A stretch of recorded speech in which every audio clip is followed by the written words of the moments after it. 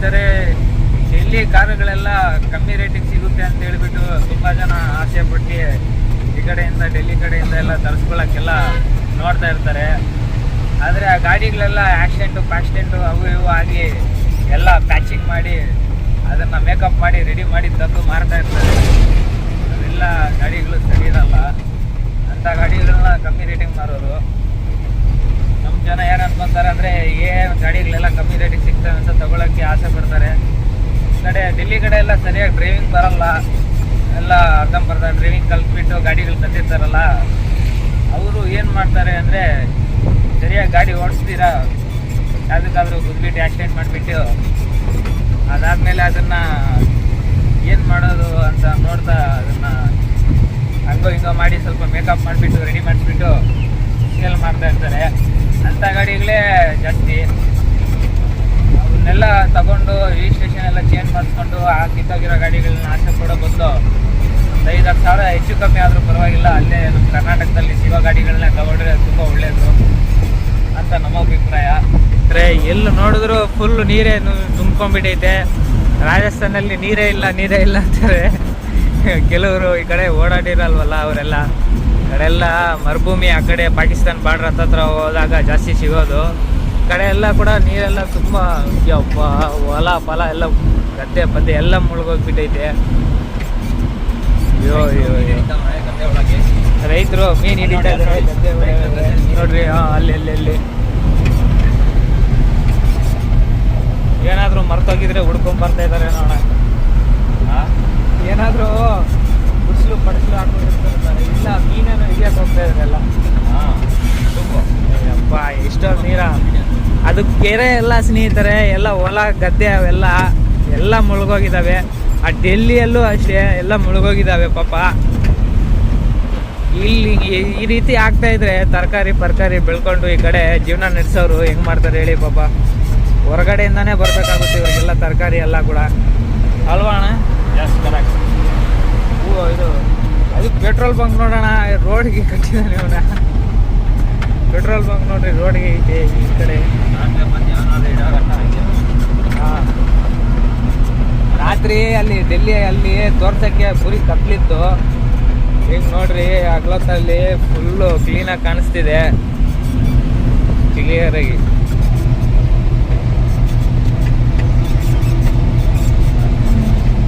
ನಾವು first point ಬಂದುಬಿಟ್ಟು ದೀಸಾ ಹತ್ರ ಅನ್ಲೋಡ್ ಮಾಡಿ ಪಟಾನಿಗೆ ಹೋಗ್ಬೇಕು ನಾವು. ಈ ರೋಡಲ್ಲಿ ಅಣ್ಣ ಮುಂಚೆ ಬಂದಿದ್ದಾರಂತೆ. ಏನು ಲೋಡ್ ಮಾಡ್ಕೊಂಡು ಬಂದಿದ್ದೀರಿ ಅಣ್ಣ ನೀವು? ಟ್ರ್ಯಾಕ್ಟರ್ ಐಟಮ್ಸ್ಗಳು, ಸ್ಪೇರ್ ಪಾರ್ಟ್ಸ್. ಹಾಂ, ಬಂಪರು, ಸೈಡ್ ಬಂಪರ್ಗಳು, ಅವು ಇವು ಆಳಮೂಳ ಇದನ್ನು ಕೊಟ್ಟವ್ರೆ. ಅದೆಲ್ಲ ನೀಟಾಗಿ ಚೀಲ ಹಾಕಿ ಫುಲ್ ಹಾಕಿ ನೀಟಾಗಿ ಪ್ಯಾಕಿಂಗ್ ಮಾಡವ್ರೆ. ಇಲ್ಲಿ ಅಜ್ಮೀರ್ ಕಡೆ ಬಂದಿದ್ದ? ಅಜ್ಮೀರ್ ಕಡೆ ಬಂದಿದ್ದ ಏನಂದರೆ ಅಜ್ಮೀರ್ ಕಡೆ ನಾನು ಬಂದಿದ್ದೀನಿ. ಹೌದು. ಈಗ ಈ ಕಡೆಯಿಂದ ಎಷ್ಟು ಲೋಡ್ ಮಾಡಿದ್ದೀರಾ? ಯಾವ ಕಡೆಯಿಂದ? ಈ ಕಡೆ ಅಜ್ಮೀರ್ ಕಡೆಯಿಂದ. ಅಜ್ಮೀರ್ ಕಡೆಯಿಂದ ನಾವು ನಮ್ಮ ಒಂದು 6 ವೀಲ್ ಗಾಡಿಯಲ್ಲಿ ಡ್ರೈವರ್ ಬಂದು ಅಲ್ಲಿಂದ ಪೌಡ್ರು ಬರೋದು. ಅದು ಕನ್ಸ್ಟ್ರಕ್ಷನ್ ಮೆಟೀರಿಯಲ್ಗೆ ಪೌಡ್ರ್ ತುಂಬಿದ್ವಿ. ಅದು ಅಲ್ಲಿಂದ ಹೆಚ್ಚು ಕಮ್ಮಿ 500 ಕಿಲೋಮೀಟ್ರ್ ಎಂಟಿ ಬಂದ್ಬಿಟ್ಟು ತುಂಬಿರೋದು ಪೌಡ್ರು. ಅದರಿಂದ ಏನೋ ಓನರ್ ಕೀಟ ಅಂತದ್ದು ಏನಿಲ್ಲ ಅದರಲ್ಲಿ. ಮನೆ ಬಾಡಿಗೆ, ಆ ಬಾಡಿಗೆ ಬಂದು ಸ್ವಲ್ಪ ಬಾಡಿಗೆ ಈ ಕಡೆಗೆಲ್ಲ ಡೀಸೆಲ್ ರೇಟು, ಫಾಸ್ಟ್ಯಾಗು ಇವೆರಡಕ್ಕೆ ಸರಿಯಾಗುತ್ತೆ ಹೊರತು ಇನ್ನೇನು ಸಿಕ್ಕಲ್ಲ. ನಮ್ಗೆ ಅನ್ಸಿದ್ದಂಗೆ ಇಷ್ಟು ದೂರ ಬರೋ ಬಂದು ಅಲ್ಲೇ ಲೋಕಲ್ ಮಾಡ್ಕೊಂಡಿರೋದೇ ವಾಸಿ ಅನ್ಸುತ್ತೆ. ಅಲ್ಲ ಇದು ಮಾರ್ಬಲ್ ಏನೋ ತುಂಬಿದ್ರಲ್ಲ ನೀವು? ಮಾರ್ಬಲ್ ಏನು ತುಂಬಿರಲಿಲ್ಲ ಆ ಗಡಿ? ಮಾರ್ಬಲ್ ತುಂಬಿಲ್ಲ ನಾವು. ಮಾರ್ಬಲ್ ತುಂಬೋದಕ್ಕೆ ನಮ್ಮದು ಕ್ಲೋಸಿಂಗ್ ಬಾಡಿ, ಹಾಗಾಗಿ ನಾವು ತುಂಬಿರಲಿಲ್ಲ. ಅದು ಓವರ್ ಲೋಡು ಬರ್ತದೆ. ಮತ್ತು ಇಲ್ಲೆಲ್ಲ ಟೈಲ್ಸ್ಗಳು ನಮ್ಮಲ್ಲಿ ಅದೇನೋ ಇನ್ನೊಂದು ವೆಟ್ರಿಫೈಡ್ ಅಂತ ಬರ್ತದೆ. ಆ ವೆಟ್ರಿಫೈಡ್ ಥರ ಬರಲ್ಲ ಇಲ್ಲಿ. ದಪ್ಪ ಕಲ್ಲು ಅರ್ಧ ಇಂಚ್ ಇರುತ್ತೆ. ಅದು ಒಂದೊಂದು ಕಲ್ಲು ಅರ್ಧ ಇಂಚು 1 ಇಂಚ್ ಬರುತ್ತೆ. ಆ ಥರ ಕಲ್ಲು ಇರೋದ್ರಿಂದ ಅದನ್ನು ನಾವು ಲೋಡ್ ಮಾಡಿದ್ದೀವಿ. ಇಲ್ಲೆಲ್ಲ ಬರೀ ದೇವಸ್ಥಾನಗಳಲ್ಲೆಲ್ಲ ಬರೀ ಅದನ್ನೇ ಯೂಸ್ ಮಾಡಿ ಕಟ್ಟಿರ್ತಾರೆ. ಹೌದು. ನಮ್ಮಲ್ಲಿ ತಮಿಳ್ನಾಡಲ್ಲಿ ಬರ್ತಕ್ಕಂಥ ಮಾರ್ಬಲ್ಗೆ ಕ್ವಾಲಿಟಿನೇ ಬೇರೆ, ಇಲ್ಲಿ ಇರೋ ಕ್ವಾಲಿಟಿನೇ ಬೇರೆ. ಆದರೆ ಬಟ್ ಇಲ್ಲಿ ಕ್ವಾಲಿಟಿಗಳು ಏನೇ ದೇವಸ್ಥಾನ ಮಂಟಪ ಮಾಡೋದಕ್ಕೆ ಮೊನ್ನೆ ಈಗ ನೋಡಿರ್ಬೋದು ನೀವು, ಶ್ರೀಮಂತರ ಮನೆಗಳಲ್ಲೆಲ್ಲ ಇರ್ತದೆ ದೇವಸ್ಥಾನ ದೇವ್ರ ಮನೆಯಲ್ಲಿ ತುಂಬ ದೊಡ್ಡದಾದಂತಹ ಒಂದು ಮಂಟಪಗಳನ್ನ ತರಿಸಿರ್ತಾರೆ. ಅಂದರೆ ಕಾಸ್ಟ್ಲಿ ರೇಟ್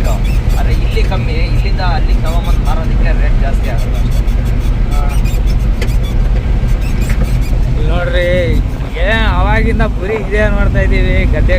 ಇವೇನು ಕೆರೆ ಪರೆ ನದಿ ಏನೋ ಅಲ್ಲ, ರೈತರೆಲ್ಲ ವ್ಯವಸಾಯ ಮಾಡೋ ಭೂಮಿ ಇದೆಲ್ಲ. ಈ ಥರ ಆದರೆ ಪಾಪ ಏನು ಕಥೆನೋ ಏನೋ, ಇಂಥ ಹತ್ರ ಮನೆಗಳು ಕಟ್ಟಿದ್ರು ಮುಳುಗೋಗ್ತವೆ ನಾನೊಬ್ಬ. ಸ್ನೇಹಿತರೆ, ನಮ್ಮ ರಾಜಸ್ಥಾನ್ ರೋಡುಗಳಲ್ಲಿ ಸ್ವಲ್ಪ ಹಸುಗಳೆಲ್ಲ ಜಾಸ್ತಿ ಓಡಾಡ್ತವೆ. ಈ ರೋಡಲ್ಲೇ ಸೆಂಟ್ರಲ್ಲೇ ಮಲ್ಕೊಂಡಿರ್ತವೆ ಹೈವೇಯಲ್ಲಿ. ಅದನ್ನ ಯಾರು ಹಸುಗಳು ಪಾಪ ಮೂಕ್ ಪ್ರಾಣಿಗಳು ಈ ರಸ್ತೆಯಲ್ಲಿ ಮಲಗಿರ್ತವೆ. ಅವಕ್ಕೇನು ಗೊತ್ತಾಗುತ್ತೆ, ರಸ್ತೆ ಗಾಡಿಗಳು ಬರ್ತವೆ ಅಂತ ಆರನ್ ಮಾಡಿದ್ರು ಎತ್ತಳಲ್ಲ. ಭಯಂಕರ ಹಸುಗಳು. ಚೀಪ್ ರೇಟಲ್ಲಿ ಹಸುಗಳು ಬೇಕು ಅಂದರೆ ಬಂದು ಇಲ್ಲಿಂದ ಎತ್ತಾಕೊಂಡು ಹೋಗ್ಬೋದು. ಈಗ ಹಾಕೊಂಡ್ರೆ ಹೊರತ ಗ್ಯಾರಂಟಿ ಫ್ರೀಯಾಗಿ ಎತ್ಕೊಂಡು ಹೋಗ್ಬೋದು. ಬೇಜಾನ್ ಹಸುಗಳು. ಅವು ಹಾಲು ಎಷ್ಟು ಕರಿತಾವಣ ಇದು ಈ ಕಡೆ? 10 ಲೀಟ್ರ್ ಕಮ್ಮಿ ಕರೆದೇ ಕರಿತಾವೆ ಗ್ಯಾರಂಟಿ. 5-6 ಲೀಟ್ರ್ ಮೇಲೆ ಪಕ್ಕ ಕರಿತಾವೆ. 5 ಲೀಟ್ರ್ ಇಟ್ಕೊಳ್ಳಿ ಸಾಕು. ದಿನಕ್ಕೆ 5 ಲೀಟ್ರ್ ಅಂದ್ರೂ ಬೆಳಿಗ್ಗೆ ಸಾಯಂಕಾಲ 10 ಲೀಟ್ರ್ ಆಯಿತು. ಇಲ್ಲಿಂದ ಗಾಡಿ ಬಾಡಿಗೆ ಮಾಡೋ ಜೊತೆಗೆ ಅಲ್ಲಿ ಇನ್ನೊಂದು ಹೊಸ ಒಳ್ಳೆ ಜಾತಿಯಲ್ಲೇ ತಗೋಬೋದಲ್ಲ ನಮ್ಮೂರ ಕಡೆ. ಅಲ್ಲಿ 1-2 ತಗೊಂಡಾಗ ಸರಿ ಆಗಲ್ಲ. ಒಂದು 10 ಹಸ ತಗೊಂಡೋಗ್ತಾರೆ, ಬಲ್ಕಾಗಿ ತಗೋಬೇಕು.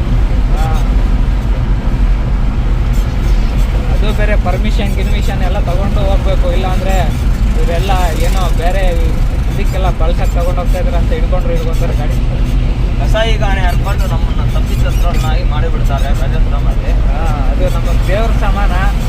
ಈ ಡೆಲ್ಲಿ ಸಮಾನ ಅಂತ ನೋಡ್ತೀವಿ. ನಿನ್ನೆ ರಾತ್ರಿ ಒಂದು ಒಟ್ಟಿಗೆ ಹೋಗಿದ್ವಿ ಊಟಕ್ಕೆ ಅಂತ. ಆದರೆ ತುಂಬ ಮನಸ್ಸಿಗೆ ನೋವಾಗಂಥ ಒಂದು ಸ್ಥಿತಿ ನೋಡಿ ಬೇಜಾರಾಗ್ಬಿಟ್ಟು ನಮಗೆ. ಯಾಕೆಂದರೆ ನಾವು ಭಗವಂತನಿಗೆ ಗೋವು ಅಂದರೆ ದೇವರು ಅಂತ ನಂಬಿದ್ದೀವಿ. ಇಲ್ಲಿ ಕೆಲವರು ರಾಜಸ್ಥಾನಲ್ಲಿ ಕೆಲವೊಂದು ಹೋಟ್ಲುಗಳಲ್ಲಿ ಅದನ್ನೇ ಕಡಿದು ಮಾಡಿ ಅದನ್ನು ತಿನ್ನೋ ಅಷ್ಟು ದೇವರು ಕೊಟ್ಟವ್ರೆ ಅಂದರೆ ದೇವರೇ ಸುಮ್ಮನೆ ಅವನು ಏನು ಮಾಡಬೇಕು ಗೊತ್ತಾಗಲಿಲ್ಲ. ತುಂಬ ಕೋಪ ಬಂದ್ಬಿಡ್ತು. ಏನು ಮಾಡೋಕ್ಕೆ ಬರೋಲ್ಲ. ಅಲ್ಲಿ ಒಳ್ಳೆ ಕಾಡಿದ್ದಂಗೆ ಐತೆ. ಅಲ್ಲೇ ಕಡಿದು ಮಾರಿದ್ರು ಕೂಡ ಗೊತ್ತಾಗೋದೇ ಇಲ್ಲ ಅಲ್ಲಿ.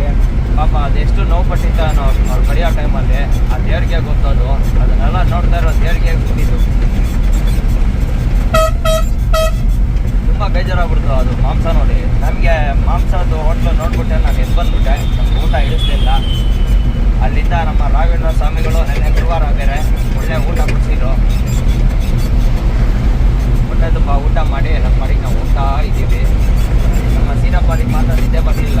ಭಯಂಕರ ರೋಡ್ ಎತ್ತಿ ಹಾಕಿ ಎಲ್ಲ ಬ್ಯಾಕ್ ಲೋಡ್ ಆಗಿರೋದ್ರಿಂದ ಹೊಡಿತೈತಿ ಫ್ರಂಟಲ್ಲಿ. ಆ್ಯಕ್ಚುಲಿ ಅದು ರೋಡ್ ಮಾಡಿರೋ ಕ್ವಾಲಿಟಿನೇ ಬೇರೆ. ರೋಡು ಬೇಸ್ಮೆಂಟ್ ಕರೆಕ್ಟಾಗಿ ಮಾಡಿಲ್ಲ. ಎದುರುಗಡೆ ನೋಡಿ ರೋಡ್ಗಳಲ್ಲಿ ಹೇಗೆ ಹಸು ಕೂತಿದ್ದಾವೆ ಅಂತ. ಆಕಸ್ಮಿಕ ಯಾರು ಹೊಡ್ಕೊಂಡ್ರೆ ಪೊಲೀಸೆಲ್ಲ ಆಕ್ಸಿಡೆಂಟ್ ಆಗೋದೇ ಈ ರೀತಿ. ಅವಾದರೂ ಇವಾದರೂ ಸೈಡಲ್ಲಿದ್ದಾವೆ. ಇಲ್ಲಿ ಸೆಂಟ್ರಲ್ಲೇ ಮಲಗಿರ್ತವೆ. ನಮ್ಮ ಕಣ್ಮುಂದಾನೆ ನಮ್ಮ ಪಕ್ಕದಲ್ಲಿರೋ ಲಾರಿಯವನೊಬ್ಬ ಹೊಡ್ಬಿಟ್ಟ ಹಸುಗೆ. ತುಂಬ ಬೇಜಾರಾಗ್ಬಿಡ್ತು ಅದು ನೋಡಿ. ಡ್ರೈವರ್ ಆದಮೇಲೆ ಬ್ರೇಕು ಕ್ಲಚ್ಚು ಹೊಡಿಲೇಬೇಕು. ಹಂಗಂತ ಹೇಳ್ಬಿಟ್ಟು ಹೊಡ್ಕೊಂಡು ಹೋಗೋಕ್ಕಾಗುತ್ತಾ ಮೂರು ಪ್ರಾಣಿಗಳನ್ನ?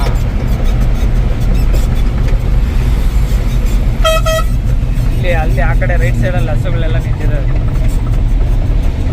ಆದಷ್ಟು ಕೆಲವು ಡ್ರೈವರ್ಗಳೆಲ್ಲ ತಪ್ಪಿಸ್ಕೊಂಡೇ ಹೋಗ್ತಾರೆ. ಇಲ್ಲಿ ಕೆಲವರು ಮಾತ್ರ ಟಚ್ ಮಾಡೋದು ಅದು ಇದು ಮಾಡ್ತಾರೆ. ಹೊಡಿಯೋಣ ಸರ್, ಬರ್ರಿ ಅಣ್ಣ. ನೋಡಿ ಸರ್, 2 ವೀಲರ್ ಬರ್ತೈತೆ. ಬರಲಿ ನಿಲ್ಲಿಸ್ದ. ಸ್ನೇಹಿತರೆ, ಇಲ್ಲೇ ಊಟ ಮಾಡೋಣ ಅಂತೇಳಿ ನೋಡಿ ಹೋಟೆಲ್ ಹೆಸರು ಆಶೀರ್ವಾದ ಅಂತ ಸೈಡಿಗೆ ಹಾಕ್ತಾ ಇದ್ದೀವಿ. ಇನ್ನು ಇಲ್ಲಿ ಏನು ಸಿಗುತ್ತೋ ಗೊತ್ತಿಲ್ಲ. ಏನು ರೊಟ್ಟಿ ಅಂತೂ ಪಕ್ಕ ಸಿಗುತ್ತೆ. ಈಗ ಮುರುಘಾ ರೊಟ್ಟಿ ಮನೇಲಿ ರೊಟ್ಟಿ ತಿನ್ನೋಕ್ಕೆ ಬೇಜಾರ ಮಾಡ್ತೀವಿ. ಇಲ್ಲೇ ತಿಂತಾ ಇದ್ದೀವಿ. ಕಾರ್ ಪಾರ್ಕಿಂಗ್ ಅಣ್ಣ ಅದು. ಕಾರ್ ಪಾರ್ಕಿಂಗ್ ಗೊತ್ತಪ್ಪ, ಗಾಡಿ ಕಟ್ ಮಾಡೋದಕ್ಕೆ ಬಂದೆ ನಾನು. ಟೈರ್ಗಳೆಲ್ಲ ಇಟ್ಟಿದ್ದಾನಲ್ಲ, ಸ್ನಾನ ಮಾಡ್ಕೊಂಡು ಹೋಗೋಣ. ಮಾಡ್ಬಿಡೋಣ. 5 ದಿವಸ ಆಯಿತು ಸ್ನಾನ ಮಾಡಿದೆ. ಆ ಕಡೆ ಸೈಡ್ಗೆ ಹೋಗಿದ್ದು ಗಾಡಿಗಳು ತೆಗೆದ್ರೆ ಮತ್ತೆ ಬಂದು ತೆಗಿಯೋಕ್ಕಾಗಲ್ಲ ಸೈಡಿಗೆ.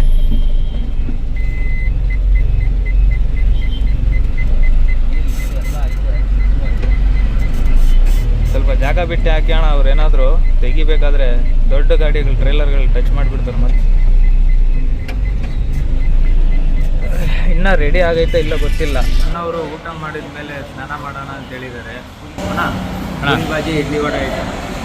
ಪೂರಿ ಬಜ್ಜಿ ಇಡ್ಲಿ ವಡೆ ಪೂರಿ ಬಜ್ಜಿ ತಗೊಳ್ಳೋಣ. 2 ಪ್ಲೇಟ್ ಪೂರಿ ಬಾಜಿ. ನಾನು ಈಗಲೂ ರೊಟ್ಟಿ ತಿನ್ನಿಸ್ತೀರಾ ಅನ್ಕೊಂಡೆ ಅಣ್ಣ. ಬರೀ ರೊಟ್ಟಿನೇ ತಿನ್ನಿಸ್ತಾ ಇದ್ದೀರಾ ನಮಗೆ. ಏನೇನು ಮಾಡೋಂಗಿಲ್ಲ. ರೊಟ್ಟಿ ಬಿಟ್ಟರೆ ಇಲ್ಲಿ ರೈಸ್ ನೋಡಿಬಿಟ್ರೆ ತುಂಬ ಬೇಜಾರಾಗುತ್ತೆ. ಯಾಕಂದರೆ ಇಲ್ಲೆಲ್ಲ ಎಂಥ ರೈಸಪ್ಪ ಅದು ಉದ್ದ ರೈಸ್ ರೈಸು ಬಾಸುಮತಿ ರೈಸ್ ಅಂತಾರಂತ. ಇಷ್ಟು ಉದ್ದ ಬರುತ್ತೆ ಅದು ರೈಸು.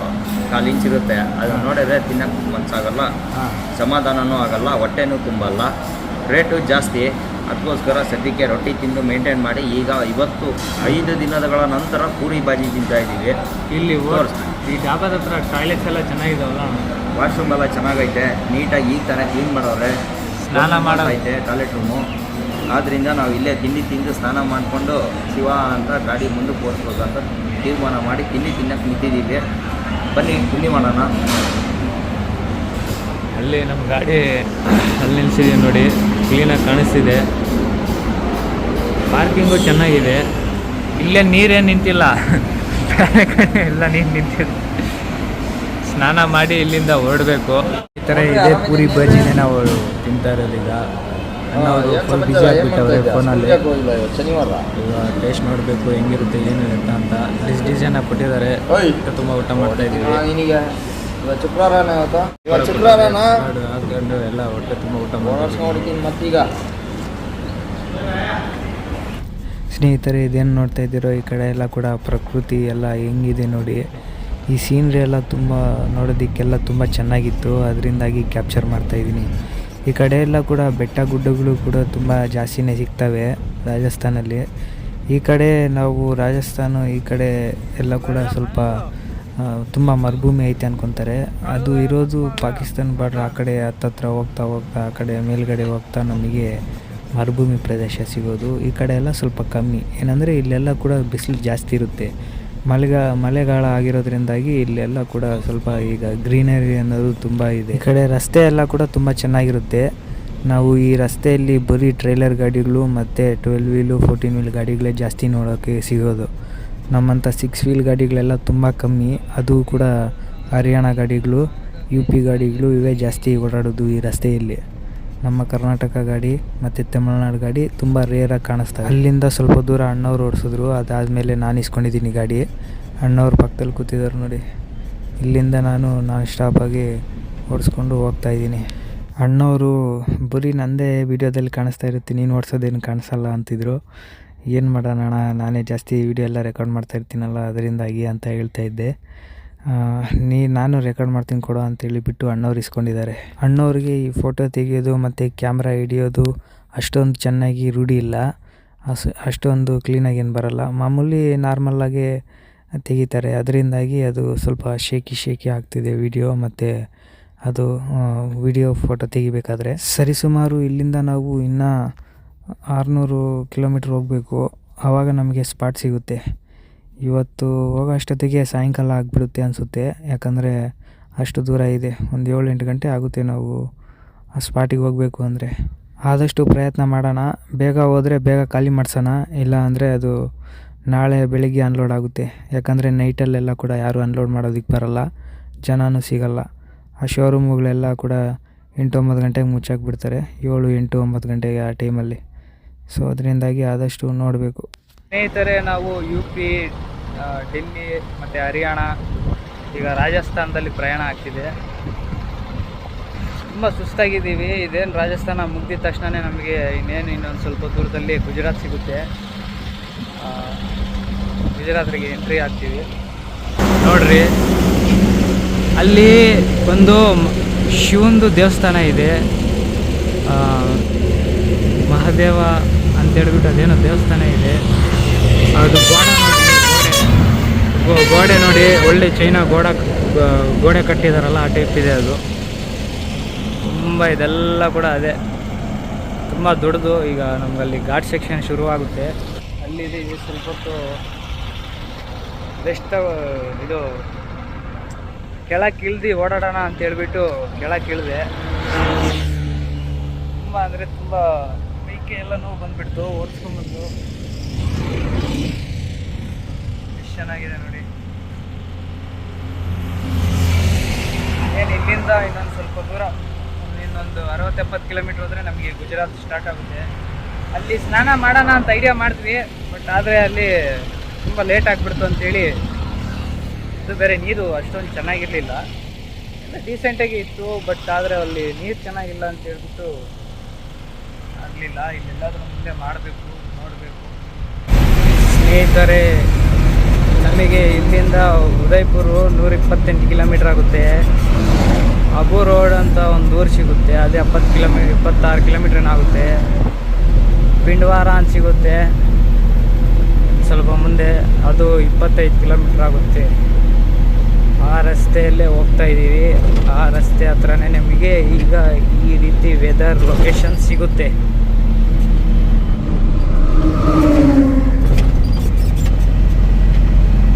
ಈ ಥರ ನೋಡಿ, ಇಲ್ಲಿ ಸ್ವಲ್ಪ ಟನ್ನಲ್ ಇದೆಯಲ್ಲ, ಇದು ಸ್ವಲ್ಪ ರೆಡಿ ಮಾಡೋದು ಇದರಲ್ಲಿದ್ದಾರೆ.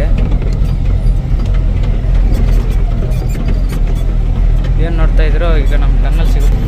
ಈ ಕಡೆಯಿಂದ ಹೋಗ್ತಾ ಟನ್ನಲ್ಲು ಕ್ಲೋಸ್ ಮಾಡಿದ್ದಾರೆ, ಏನೋ ರಿಪೇರಿ ಇರಬೇಕು, ಅದರಿಂದಾಗಿ ಆಪೋಸಿಟಲ್ಲಿ ಬಿಡ್ತಾ ಇದ್ದಾರೆ. ಆಪೋಸಿಟಲ್ಲಿ ಹೋಗ್ಬಿಟ್ಟು ಹಿಂಗೆ ತಿರ್ಸ್ಕೊಂಡು ಈ ಕಡೆ ಡಿವೈಡರ್ ಇಟ್ಟಿರ್ತಾರೆ, ಡೈವರ್ಷನ್ ಮಾಡೋದಕ್ಕೆ ಇಟ್ಟಿರ್ತಾರಲ್ಲ, ಅವೆಲ್ಲ ನೋಡ್ರಿ ಹೆಂಗೆ ಓಡ್ಕೊಂಡು ಹೋಗಿದ್ದಾರೆ.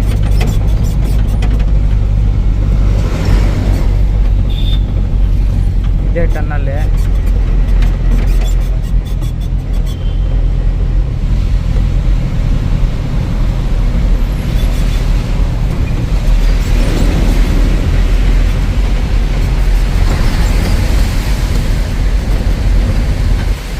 ಒಳಗಡೆ ಎಲ್ಲ ತುಂಬ ನೀರು ಅಂದರೆ ನೀರು.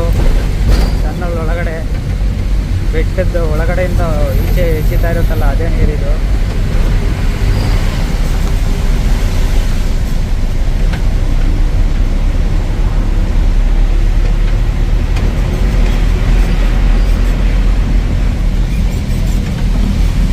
ಮಳೆ ಬಂದಂಗೆ ಬರ್ತಿದೆ ನೋಡಿ. ಆಪೋಸಿಟಲ್ಲಿ ಹೋಗ್ತಾ ಇರೋದು ಇದು. ಇರೋ ಲೆಕ್ಕದಲ್ಲಿ ಆ ಕಡೆಯಿಂದ ಬರಬೇಕಿತ್ತು, ಯಾವುದೋ ಗಾಡಿನೋ ಏನೋ ಆಕ್ಸಿಡೆಂಟ್ ಆದಂಗೆ ಇತ್ತು. ಸೊ ಅದರಿಂದಾಗಿ ಮುಚ್ಚಾಕ್ಬಿಟ್ಟಿದ್ದಾರೆ. ಅದು ಎಲ್ಲ ಪೊಲೀಸ್ ಮಾಮೂರು ಇದ್ದಾರೆ. ಈ ಥರ ಇನ್ನು ಸ್ವಲ್ಪ ದೂರದಲ್ಲಿ ನಮಗೆ ಬಾರ್ಡರ್ ಸಿಗುತ್ತೆ.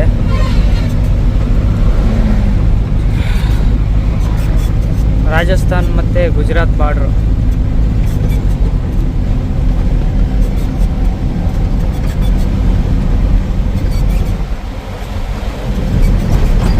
ಈ ಥರ ಪ್ರಕೃತಿ ನೋಡಿ, ಬೆಟ್ಟ ನೋಡಿ ಹೆಂಗಿದೆ ಈ ಕಡೆ ಎಲ್ಲ ವಾತಾವರಣ.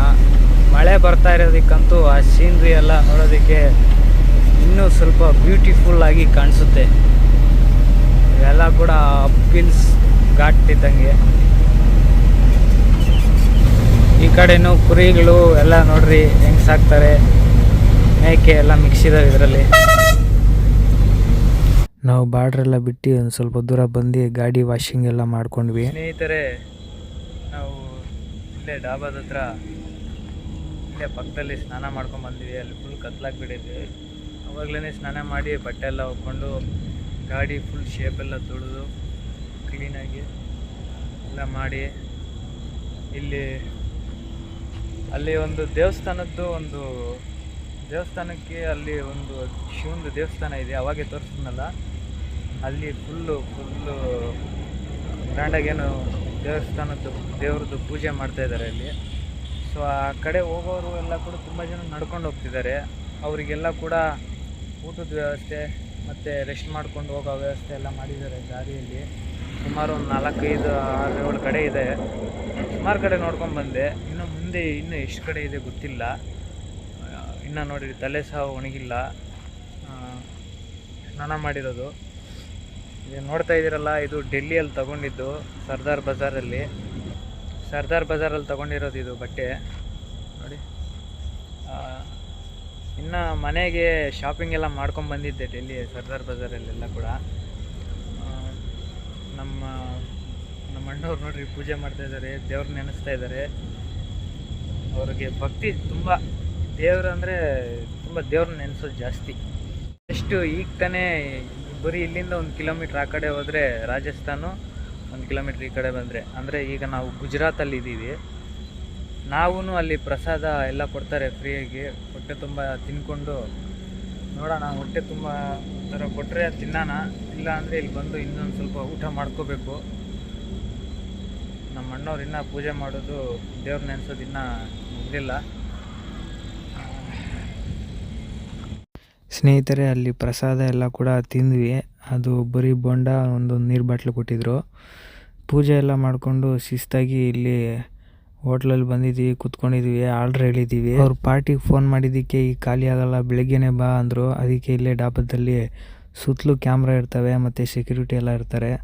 ಅದರಿಂದಾಗಿ ಇಲ್ಲಿಂದ ಒಂದು ಬೆಳಗಿನ ಜಾವ ಬಿಟ್ಟರೆ ಆಯಿತು ಅಂತ ಐಡಿಯಾ ಮಾಡಿದ್ದೀವಿ. ಇದೇನು ನೋಡ್ತಾಯಿದ್ರು, ಇದೆಲ್ಲ ಕೂಡ ಚಪಾತಿ ಮತ್ತು ಕ್ಯಾರೆಟ್ ಪಲ್ಯ. ಅದಕ್ಕೆ ಎಲ್ಲ ಕೂಡ ತುಂಬ ಚೆನ್ನಾಗಿರುತ್ತೆ ಇದೆಲ್ಲ. ನಾನಂತೂ ತುಂಬ ರೊಟ್ಟಿ ತೊಗೊಂಡು ತುಂಬ ಚೆನ್ನಾಗಿ ಊಟ ಮಾಡಿದೆ. ನಮ್ಮ ಅಣ್ಣವರಂತೂ ದೇವ್ರನ್ನ ನೆನೆಸೇ ಊಟ ಮಾಡೋದು. ಪ್ರತಿಯೊಂದು ಹತ್ರನೂ ಊಟ ಮಾಡಬೇಕಾದ್ರೆ ದೇವ್ರನ್ನ ನೆನೆಸೇ ಊಟ ಮಾಡೋದು. ಈ ಹೋಟ್ಲಲ್ಲಿ ಸಪ್ಲೈ ಮತ್ತು ಅವರು ಎಲ್ಲ ಕೂಡ ಕ್ಲೀನಾಗಿ ಡೀಸೆಂಟಾಗಿ ಊಟ ಮತ್ತು ಪ್ರತಿಯೊಂದು ವ್ಯವಸ್ಥೆನೂ ಮಾಡಿಕೊಡ್ತಾರೆ. ನಮಗೆ ಏನು ಬೇಕೋ ಅದು ಅವರೇ ಬಂದು ಖುದ್ದಾಗಿ ನಿಂತ್ಕೊಂಡು ಕೇಳಿ ಅದನ್ನು ತಂದು ಕೊಡ್ತಾರೆ. ಅದರಿಂದಾಗಿ ಇಲ್ಲಿ ಯಾರಾದರೂ ಈ ಕಡೆ ರಾಜಸ್ಥಾನ್ ಕಡೆಯಿಂದ ಗುಜರಾತ್ ಕಡೆ ಹೋಗೋರಿದ್ದರೆ ಅಹಮದಾಬಾದ್ ಕಡೆ ರೋಡಲ್ಲಿ ಕರೆಕ್ಟಾಗಿ ಬಾರ್ಡ್ರ್ ಬಿಟ್ಟು ಸ್ವಲ್ಪ ದೂರ ಮುಂದೆ ಬಂದರೆ ನಮಗೆ ಈ ಹೋಟ್ಲ್ ಸಿಗುತ್ತೆ. ಎಲ್ಲರೂ ಇಲ್ಲೇ ಬಂದು ಊಟ ಮಾಡಿ ಸೇಫ್ಟಿಯಾಗಿ ಗಾಡಿ ಇರುತ್ತೆ ಮತ್ತು ಹೊಟ್ಟೆ ತುಂಬ ಊಟ ಮಾಡ್ಬೋದು. ನಾವು ಚಪಾತಿ ಎಲ್ಲ ತಿಂದಿದ್ದಾದಮೇಲೆ ರೈಸ್ ತೊಗೊಂಡಿದ್ವಿ. ಅದನ್ನು ತಿಂದಿದ್ದಾದಮೇಲೆ ಇದನ್ನು ಚಾಸ್ ಅಂತಾರೆ. ಸ್ನೇಹಿತರೆ, ನಾವು ಇಲ್ಲೇ ಅನ್ಲೋಡ್ ಪಾಯಿಂಟಿಗೆ ಬಂದಿದ್ದೀವಿ. ಬೆಳಗ್ಗೆನೇ ಅಲ್ಲಿ ಡಾಬಾದಿಂದ ತೆಕ್ಕೊಂಡು ಬಂದ್ವಿ ಗಾಡಿ. ಅಲ್ಲೇ ರಾತ್ರಿ ಎಲ್ಲ ಊಟ ಮಾಡ್ಕೊಂಡು ಅಲ್ಲೇ ಉಳ್ಕೊಂಡಿದ್ವಿ. ಯಾಕಂದರೆ ಇಲ್ಲಿ ನೈಟ್ ಬಂದರೂ ಖಾಲಿ ಆಗೋಲ್ಲ ಅಂತಂದರು. ಯಾರೂ ಇಲ್ಲ ಜನ ಇಳಿಸೋಕ್ಕೆ ಅಂತಂದರು. ಬೆಳಿಗ್ಗೆ ಇಳಿಸ್ತೀವಿ, 9 ಗಂಟೆಗೆ ಓಪನ್ ಆಗುತ್ತೆ ಇದು ಅಂತಂದರು. ಟ್ರ್ಯಾಕ್ಟರ್ದು ಶೋರೂಮ್ ಇದು ನೋಡಿ. ಅದರೊಳಗೆ ಈಗ ರಿವರ್ಸ್ ಬಿಡಬೇಕು. ಈಗ ಇದು ಮಹೇಂದ್ರ ಟ್ರ್ಯಾಕ್ಟರ್ ಸ್ಪೇರ್ ಪಾರ್ಟ್ಸ್ ಇರೋದು ನಮ್ಮ ಗಾಡಿಯಲ್ಲಿ. ಎಲ್ಲ ಮಿಕ್ಸ್ ಹಾಕಿದ್ದಾರೆ. ಈಗ ಅವರು ಗೇಟ್ ತೆಗಿತೀವಿ ತಡೀರಿ, ಇನ್ನೂ ಬರ್ತಾಯಿದ್ದಾರೆ ಅಂತಂದರು. ಅಲ್ಲೆಲ್ಲ ನಿಂತಿದ್ದಾರಲ್ಲ ಅವರೆಲ್ಲ ಅವ್ರ ಜನನೇ. ಮಹೇಂದ್ರ ಟ್ರ್ಯಾಕ್ಟ್ರು. ನಮ್ಮ ಅಣ್ಣವರು ಅಲ್ಲಿ ತಿಂಡಿ ಮಾಡ್ಕೊಬರೋಕೆ ಹೋಗಿದ್ದಾರೆ, ನಾಷ್ಟ. ನಾನು ಗಾಡಿ ಬಿಡ್ತೀನಿ, ನೀವು ಹೋಗಿ ಮಾಡ್ಕೊಬರ್ರಿ ಅಂತ ಹೇಳಿದ್ದೀನಿ. ಬಟ್ಟೆ ಎಲ್ಲ ವಾಶ್ ಮಾಡಿಕೊಂಡು ಅಲ್ಲಿ ಡಾಬಾದಲ್ಲಿ ಬೆಳಗ್ಗೆ ಒಂದು 7 ಗಂಟೆಗೆ ಬಂದಿದ್ದೀವಿ. ಇವ್ರು ಇನ್ನೂ 9 ಗಂಟೆ ಆದರೂ ಇನ್ನೂ ಓಪನ್ ಮಾಡಿಲ್ಲ. ಇನ್ನೂ ಬರ್ತಾಯಿದ್ದಾರೆ ಅಂತ ಹೇಳಿದ್ದಾರೆ ದಾರಿಯಲ್ಲಿ. ಅದಕ್ಕೆ ಕಾಯ್ತಾ ಇದ್ದೀನಿ. ಇವ್ರು ಬಂದಿದ್ದ ತಕ್ಷಣ ಒಳಗಡೆ ಬಿಟ್ಟು ಅನ್ಲೋಡ್ ಮಾಡಿಸಿ ಇನ್ನೊಂದು ಪಾಯಿಂಟ್ಗೆ ಬೇರೆ ಹೋಗಬೇಕು. ಈಗ ನಾವಿರೋದು ಇಲ್ಲಿ ದೀಸಾದಲ್ಲಿ. ಅದಾದಮೇಲೆ ಈಗ ಇಲ್ಲಿ ಖಾಲಿ ಮಾಡಿಕೊಂಡು ಬರೀ ಒಂದು 300 ಕೆ ಜಿಗೆ ಪಟಾನಿಗೆ ಹೋಗಬೇಕು. 50 ಕಿಲೋಮೀಟ್ರ್ ಆಗುತ್ತೆ ಇಲ್ಲಿಂದ. ಪಟಾನಲ್ಲಿ ಖಾಲಿ ಆದಮೇಲೆ ಸೀದಾ ಅಹಮದಾಬಾದಲ್ಲಿಂದ ಲೋಡ್ ಮಾಡಿಕೊಂಡು ಹೊರಡಬೇಕಾಗುತ್ತೆ ನಾವು.